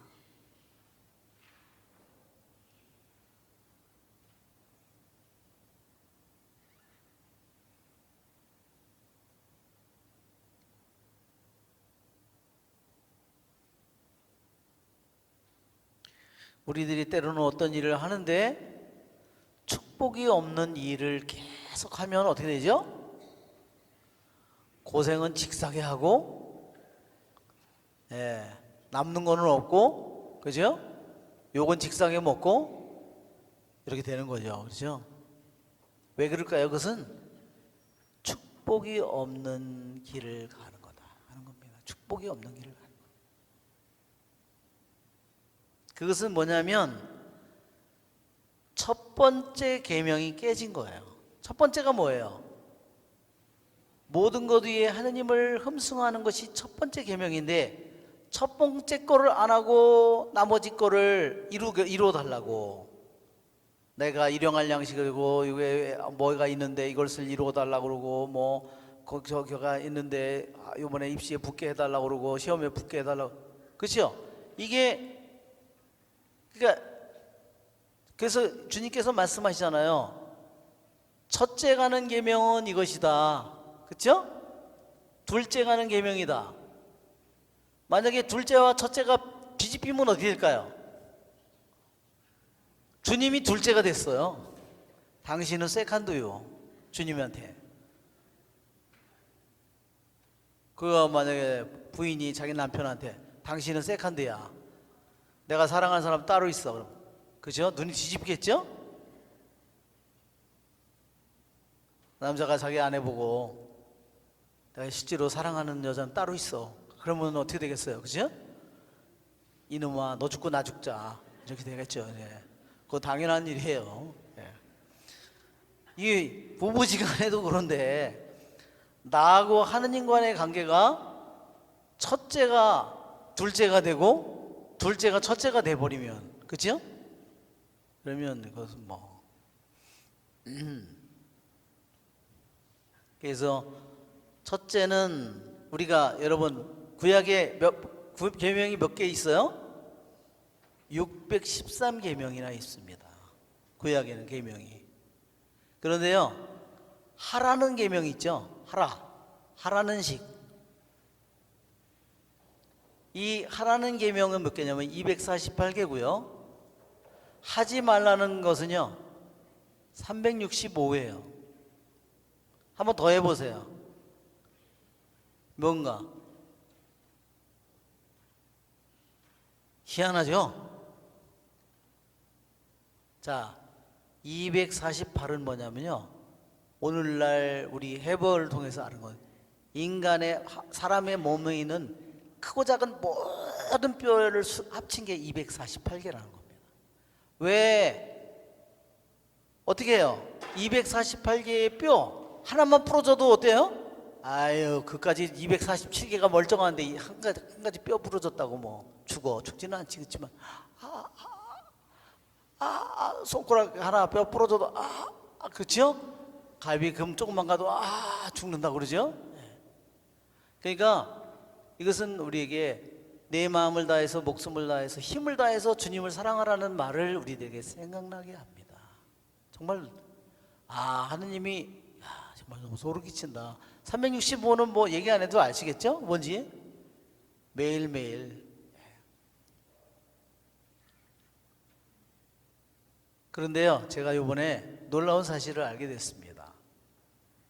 613계명이 다 어디 들어있는 줄 아세요? 모세오경 안에 다 들어가 있다는 겁니다. 모세오경 다음에 뭐가 나오죠? 창세기, 탈출기, 레위기, 민수기, 신명기, 여호수아기죠. 여호수아기예요. 율법이 토라가 단 한 개도 안 들어 있습니다. 판관기, 토라가 단 한 개도 안 들어 있습니다. 룻기, 토라가 단 한 개도 안 들었습니다. 사무엘기, 열왕기, 역대기, 토라가 단 한 개도 안 들어 있습니다. 저는 정말 소름 끼쳤습니다. 저는 여러 곳에 좀 퍼져 있으리라고 생각했는데 이번에 그것을 제가 찾아내고서 너무 소름 끼쳤어요.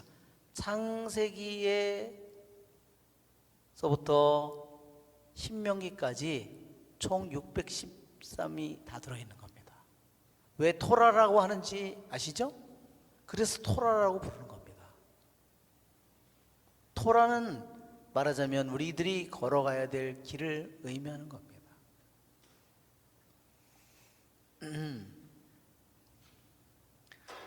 자, 그런데 이 토라 613글을 다 요약하면 첫째는 하느님을 모든 것 위에 사랑하는 거고 내 이웃을 내 몸같이 사랑하는 거라 그랬어요. 십계명도 저렇게 상, 삼, 하, 7개가 다 더 주계명으로 다 이루어집니다. 우리들의 주님께서 말씀하신 것처럼 우리들이 첫째로 해야 될 게, 첫째로 할 게, 우리가 십자가를 보면요, 이게 이겁니다. 이게 하느님이고 이것이 나입니다. 이 상하 관계가 첫째입니다. 둘째는 뭘까요? 이웃입니다. 나와. 이게 십자가입니다. 하느님과의 나의 관계가 올바로 서지 않으면 나는 내 자신이 누구인지를 모릅니다. 내가 존재가 없는 삶을 살아가게 되는 겁니다. 자, 이 씨앗을 뿌려도 많이 거두지 못하고 먹어도 배부르지 않고 마셔도 만족하지 못하고 우리 시편 127편을 한번 펴볼까요? 이거를 시편 127편이 생각납니다.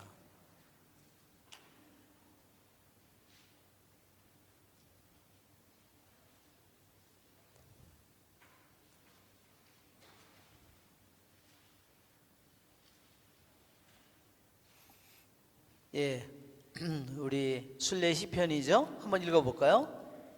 주님께서 집을 지어주지 않으시면 그 짓는 자들의 수고가 헛되리로다. 주님께서 성읍을 지켜주시지 않으면 그 지키는 이의 파수가 헛되리로다. 일찍 일어남도 늦게 자리에 듦도 고난의 빵을 먹음도 너에게 헛되리라. 당신께서 사랑하시는 이에게 잘 때 그만큼을 주신다. 보라, 아들들은 주님의 선물이요 몸의 소생은 그분의 상급이다. 젊어서 얻은 아들들은 전사의 손에 들린 화살들 같구나. 제 화살통을 그들로 채운 사람, 성문에서 적들과 말할 때 수치를 당하지 않으리라. 예. 아침 일찍 일어나 밤늦게 자리에 드는 것도 수고의 빵을 먹는 것도 헛되리니 주님은 잘 때 은혜를 베풀어 주신다 그랬어요. 잘 때 은혜를 베풀어 주신 게 뭘까요? 자식이죠. 자식은 자기 마음대로 절대로 만들어낼 수가 없잖아요.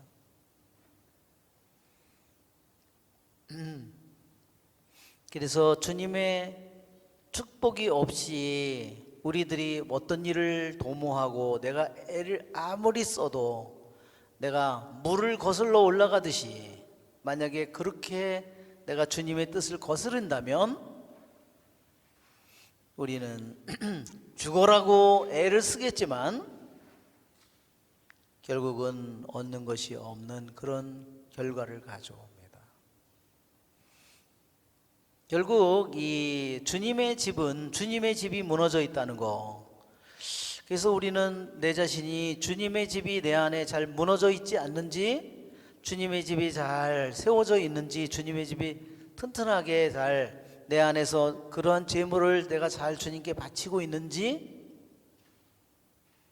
내 자신의 모습을 잘 살펴보는 것이 좋겠습니다. 그렇죠, 여러분?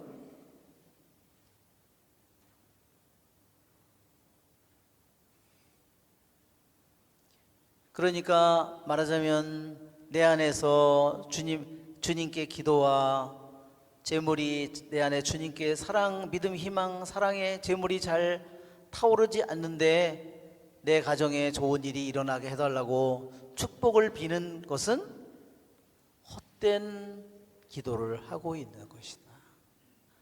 기도는 죽어라고 하는데도 어떻게 되겠죠? 별로 이루어지는 일이 없을 것이다.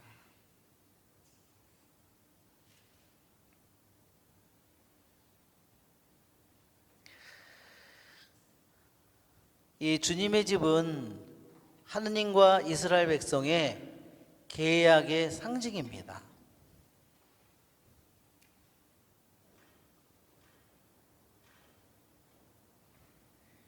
계약의 상징이에요.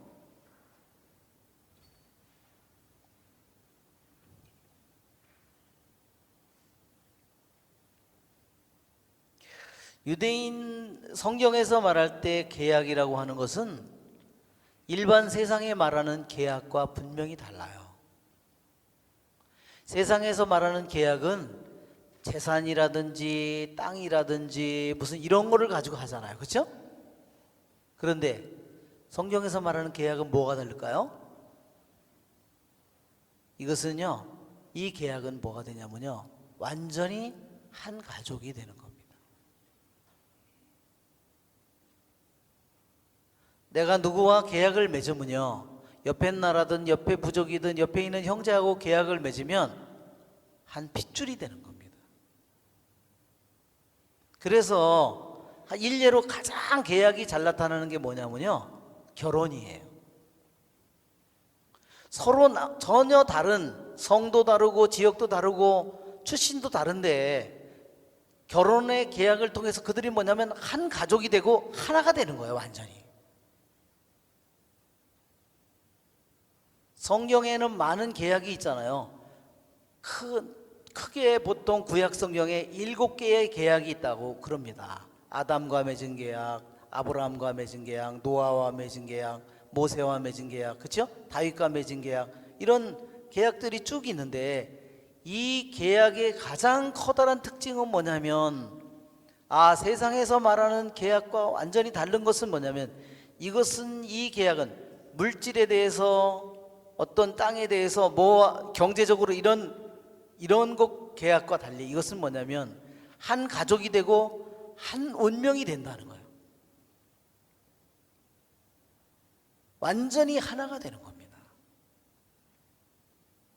그러니까 그 계약을 어길 때 뭐가 되죠?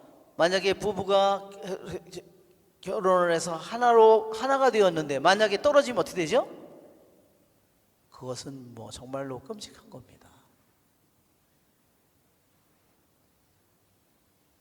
하느님과 이혼을 했다고 한번 생각해 보십시오.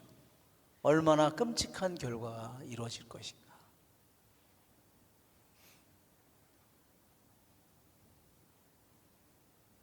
그래서 하느님과의 맺은 계약, 우리가 아브라함이 하느님과 계약을 맺을 때 짐승을 쪼개 가지고 탈출기에 보면, 그렇죠? 그래서 반으로 쪼개서 놔놓고, 그리고 불가마가 밤에 어두워지니까 막 새들이 와서, 솔개들이 와서 그 짐승 제물을 먹으려고 하니까 아브라함이 그거를 못 먹게 그거를 쫓고 있죠. 그러면서 해가 저물면서 캄캄해지면서 계약이 맺어집니다. 불가마가 나타나서 그 사이로 왔다 갔다 하죠. 그렇죠? 계약이 맺어지는 겁니다. 탈출기에도 보면 십계명을 가지고 모세를 통해서 계약이 맺어집니다. 24장, 탈출기 24장을 볼까요?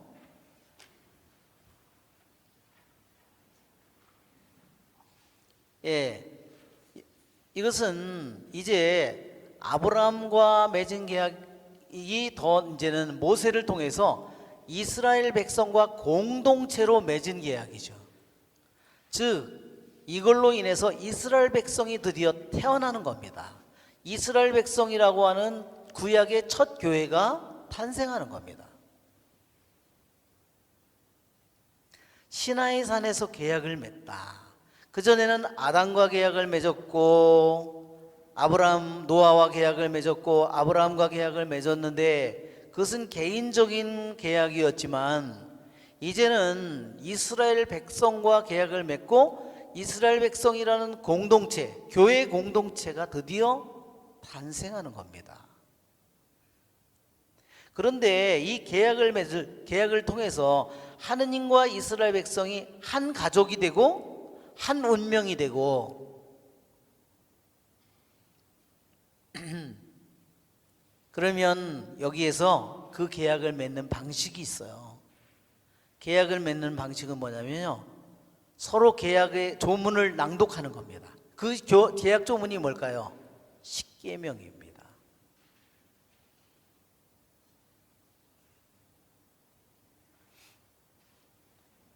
자, 어떻게 되냐면 3절을 보세요. 24장 3절에 모세가 백성에게 와서 주님의 모든 말씀과 모든 법규를 일러주었다.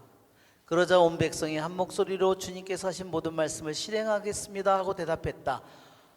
주님의 말씀과 법규를 알려주고 그 말씀을 지키겠습니다. 충성서약을 하는 겁니다. 그것이 계약을 맺는 겁니다. 계약 조문이죠, 그것이. 그 다음에 제물을 바칩니다. 그 다음에 이 계약을 맺는 이 과정이, 그 다음에 그 말씀을 기록했다. 계약 조문을 기록하는 겁니다. 그 다음에 여기에 제단을 쌓고 제물을 바칩니다. 이것이 계약 비준의 두 번째 양식이에요. 두 번째 과정입니다. 세 번째는 뭐냐면 그 제물을 모두 나누어 먹는 것입니다.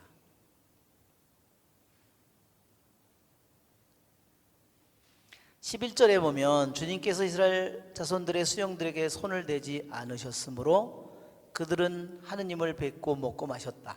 이게 뭐냐면요, 그들이 완전히 한 가족이 되었음을 보여주는 거예요. 하느님과 이스라엘 백성이 한 가족이 된. 왜? 그 제물이 하느님께 바친 거잖아요. 하느님께 바친 제물을 나누어 먹음으로써 한 식구가 되는 겁니다. 무슨 말인지 아시겠죠? 이것이 계약의 비준, 계약을 바인딩 하는 겁니다. 계약이 맺어지는 겁니다. 계약으로 그들이 하나로 묶여지는 겁니다. 그러면 이 계약 속에 뭐가 들어있냐면 축복과 저주가 같이 들어있습니다. 축복이 어디 나오냐면 레위기 26장과 신명기 28장에 나와 있습니다. 이 계약을, 하느님과의 이 계약을, 하느님과 맺은 이 계약, 하느님과 이스라엘이 맺은 이 계약, 그래서 그들은 한 가족이 되었습니다. 한 가족, 한 식구가 되는 겁니다.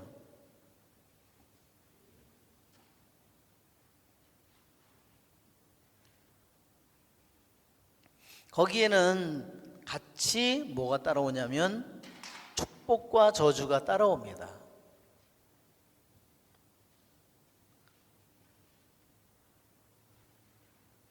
이것은 레위기 26장, 신명기 28장 똑같습니다. 저주도 레위기 26장, 신명기 28장입니다. 너희가 살아온 길을 돌이켜보아라. 너희가 애를 쓰고 굉장히 노력을 많이 했는데 그것은 뭐냐면 결국은 계약이 깨졌기 때문에 축복이 없는 삶을 너희들이 살고 있는 것이다. 그 문제는 뭐예요? 씨앗을 많이 뿌리지 못한 게 문제가 아니에요. 씨앗을 많이 뿌려도 하느님이 비를 안 주면, 가뭄을 가져오면 끝나. 또 곡식을 많이 얻어들여도 하느님이 그 곡식을 다 날려버린다고 그랬어요. 그렇죠? 그러면 끝이야.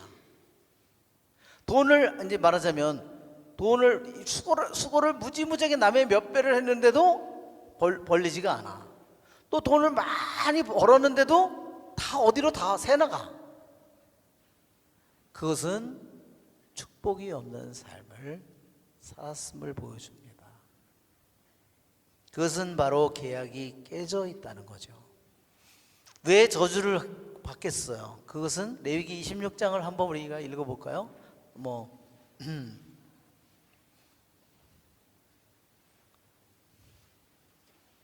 레위기 26장에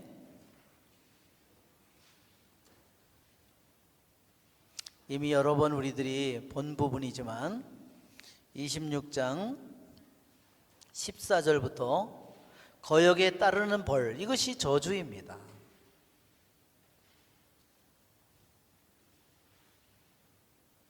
그러니까 거기서 뭐가 나오냐면 16절에, 자 14절에 그러나 너희가 나의 말을 듣지 않고 이 모든 계명을 실천하지 않거나 나의 규칙들을 업신여기고 나의 법규들을 혐오하여 나의 모든 계명을 실천하지 않고 나의 계약을 깨트리면, 그렇죠? 결국은 뭐냐면 계약을 깨트리는 겁니다. 그건 또 다른 거 뭐냐면 주님에게 귀를 기울이지 않는 겁니다. 주님의 말을 듣지 않는 겁니다. 나는 너에게 이렇게 하겠다. 갑작스러운 재난, 폐병, 열병, 또 원수, 전쟁, 가뭄, 그렇죠? 하늘을 새처럼, 땅을 구리처럼 만들겠다고 했어요. 그리고 자손들도 수가 줄어들고 이 모든 일들이 다 땅이 황폐해지고, 그렇죠?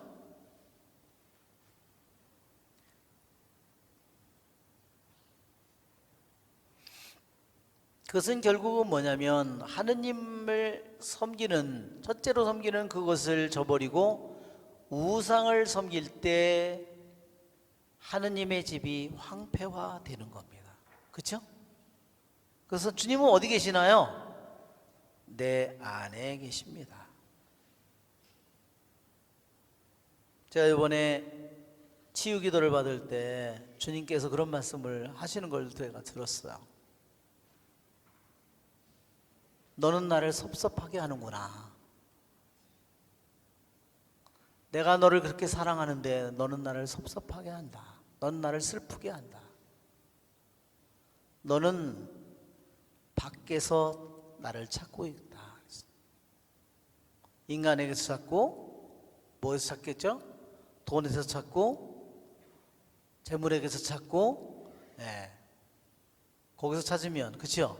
내 안에 있는 주님은 내가 계속 외면하고, 당신은 좀 가만히 있으시오. 나는 다른 일이 바쁘니까, 그렇죠? 예. 그렇지만 재물이든 성공이든 모든 것을 쥐고 있는 건 누군가요? 그건 주님이죠. 주님은 내 안에 계신데 그분이 내 안에 그 모든 것을 쥐고 있는데 그분한테는 내 마음을 기울이지 않고 딴 일에만 내가, 세상의 바깥 일에만 내가 눈에 보이는 사람이라든지 물질이라든지 이런 것만, 그렇죠? 마음을 쓰고 있으니, 그렇죠?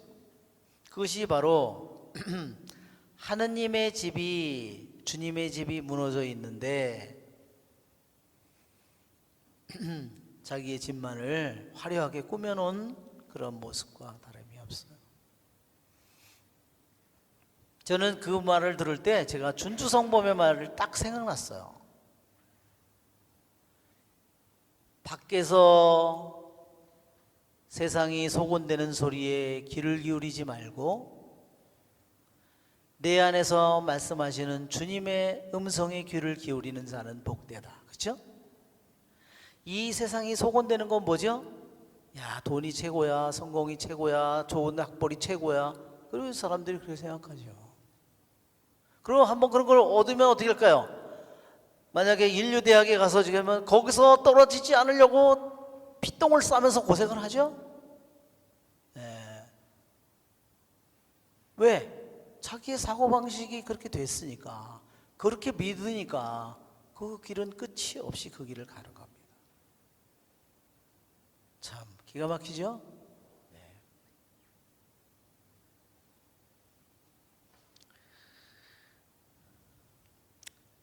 우리 에베소서인가요? 한번 에베소서에 보면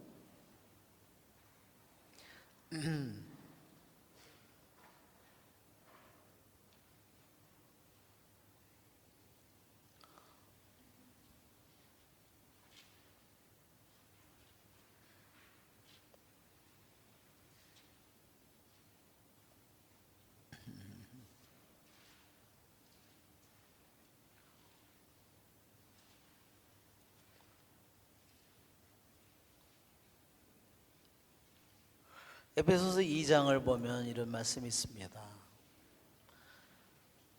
2장 2절에 여러분은 한때 이 세상의 풍조에 따라 공중을 다스리는 지배자, 곧 지금도 순종하지 않는 자들에 작용하는 영을 따라 살았습니다. 순종하지 않는 자들 안에 작용하는 영, 순종하지 않는 자들에게 작용하는 영, 그렇죠? 이스라엘 백성이 순종하지 않는 자들의 작용하는 영을 따라 살 때 주님의 집은 황폐해 있고 순종하지 않는 자들에게 작용하는 영, 즉 우상의 영에 귀를 기울였어요. 그러면 어떻게 되죠? 우리의 육의 욕망에 이끌려 살면서 육과 감각이 원하는 것을 따랐습니다. 요즘엔처럼 우리의 육신과 감각을 만족시켜주는 세상이 어디 있어요? 영화니 음악이니 뭐 그림이니 뭐 정말 오늘날 우리들을, 그러니까 우리가 그런 삶을 따라 살면 점점 자기중심적으로 돼버리는 겁니다. 왜? 나를 만족시켜달라, 나를 행복하게 해달라 그러는 겁니다. 그러면 자기의 감정을 만족시키면, 그러면 그 뭐가 될까요? 주님을 따르는 하느님의 말씀을 이루는 길을 갈 수 있을까요? 자기를 버리는 길이 아니에요. 자기 지성과 자기의 뜻을 버리고, 자기의 감정을 버리고, 자기의 의지를 버리고, 자기의 애착을 버리고, 우리 십자가의 성요한이 된 것처럼 그런 모든 것을 버리는, 자기 생각을 버리고, 그렇죠? 여러분, 유혹이 어디서 옵니까? 시작이 생각으로 옵니다. 누가 이게 옳다 이거 생각하면 그다음부터 여당 야당 죽으라고 싸웁니다. 하여튼 모든 논리를 자기를 내세워서 싸웁니다. 그런 세상을 빨리 떠나야 될 텐데 그걸 벗어나지를 못합니다. 그러니까 그렇게 되면 어떻게 되죠? 이 땅에 살고 있는 반은 왼수입니다. 왜? 여당이든지 야당이니까. 그런 어리석은 삶을 살아가는 겁니다. 그러면 뭐가 될까요? 하느님은 허당이죠. 모든 운명을 쥐고 있는, 모든 것을 쥐고 있는 하느님은 허당이죠. 그런 것은 빨리 갖다 버려야 돼요. 그렇죠, 여러분? 그것은 바로 세상에, 여기 있는 것처럼 세상의 풍조입니다. 세상의 영이에요, 그것은. 불순종하지 않는 자들에게 작용하는 영이다. 그 누구의 영일까요? 아담과 하와의 영이죠. 하느님의 영이 아닙니다. 우리는 순종의 영으로 살아가도록 해야 됩니다. 순종의 영으로 살아가는 건 뭐예요? 하느님의 말씀에 굴복하는 겁니다. 자기의 생각도, 자기의 의지도, 애착도, 사랑도, 감정도, 자기의 주장도, 자기의 사고방식도 하느님의 말씀 앞에 아무것도 아닌 것으로 굴복시켜야 됩니다. 아무것도 아닌 어린이를 하나를 받아들이면 곧 나를 받아들인 거라고 주님께서 말씀하셨습니다. 그것은 자기를 버리는 하나의 통로입니다. 그때 우리는 순종의 영으로 내가 주님을 모시게 됩니다. 진리의 말씀, 영원히 썩지 않은 하느님의 말씀으로, 그렇죠? 하느님의 말씀에 의해서만이 우리들의 마음이 깨끗해집니다. 하느님의 말씀에 순종하지 않고서 내가 깨끗해질 수 있느냐? 절대로 깨끗해지지 않습니다. 정화되지 않는 영혼은 하느님을 알아보지 못합니다. 눈이 먼 자와 같습니다. 왜 그렇죠? 내 안에 하느님의 마음이 깨끗한 자는 행복한다고 하느님을 볼 것이라고 했잖아요. 깨끗하지 못한 자는 하느님을 볼 수 없는 겁니다. 자, 오늘은 여기까지 하겠습니다. 영광이 성부와 성자와 성령께, 성부와 성자 성령의 이름으로 아멘.